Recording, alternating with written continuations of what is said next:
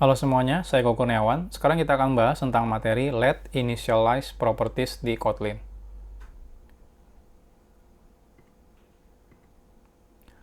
Standarnya atau defaultnya, properties di Kotlin itu wajib diinisialisasi di awal saat deklarasi properties tersebut. Jadi entah itu propertiesnya berupa var, mutable, atau juga file, immutable, kita wajib memasukkan inisialisasi data awalnya. Namun di Kotlin kita juga bisa menunda inisialisasi data pada properties. Cuma syaratnya kita harus menggunakan kata kunci yang namanya let init. Kita bisa membuat properties tanpa harus langsung mengisi datanya kalau misalnya menggunakan let init. Cuma tetap, walaupun kita menggunakan let init, tapi tetap kita harus menginisialisasi datanya.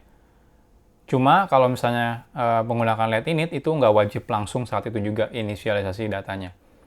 Kata kunci let init ini hanya bisa digunakan di var ya. Jadi tidak bisa digunakan di file. Jadi yang bisa pakai let init itu cuma mutable data, bukan immutable data. Nah, ini contohnya, saya punya sebuah kelas yang namanya television. Di sini contohnya saya punya properties yang namanya brand.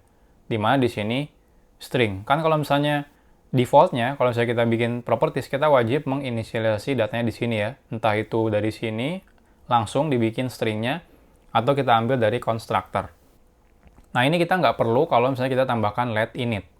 Nanti di tempat lain kita bisa menambahkan inisialisasi datanya. Contohnya di sini brand sama dengan Samsung, seperti ini. Jadi kita bisa melakukan seperti itu. Nah, sekarang kita coba. Kita akan bikin sebuah kelas namanya television.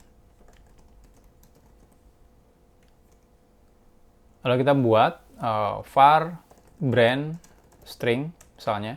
Nah, ini kan error karena kita harus langsung memasukkan nama brandnya.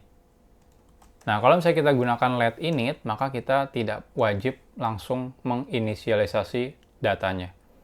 Nah, kita bisa tambahkan misalnya di sini fun, apa tadi nama functionnya ya?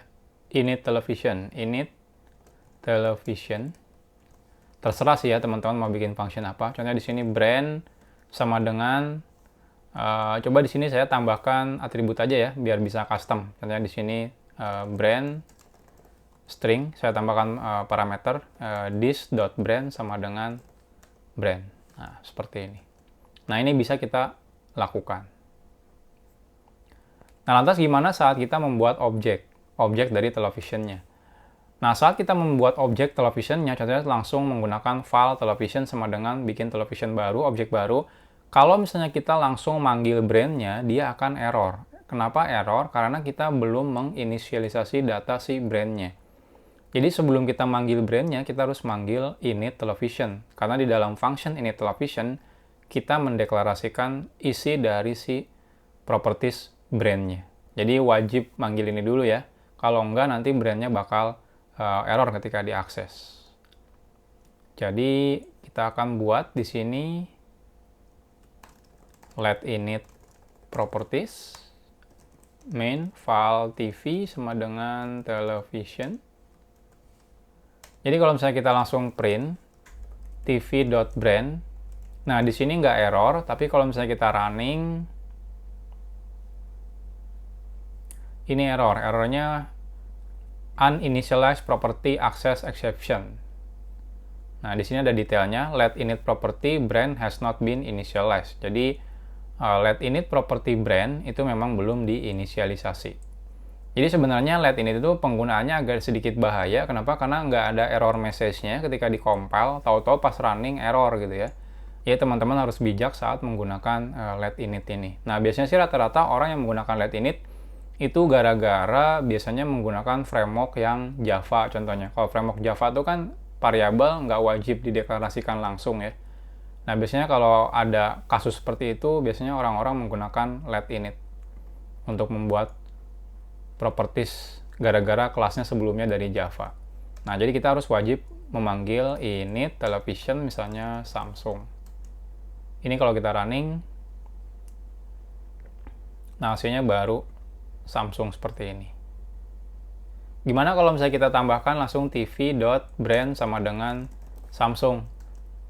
Terus ini kita nggak pakai ini. Kalau kita running, ini sebenarnya bisa juga.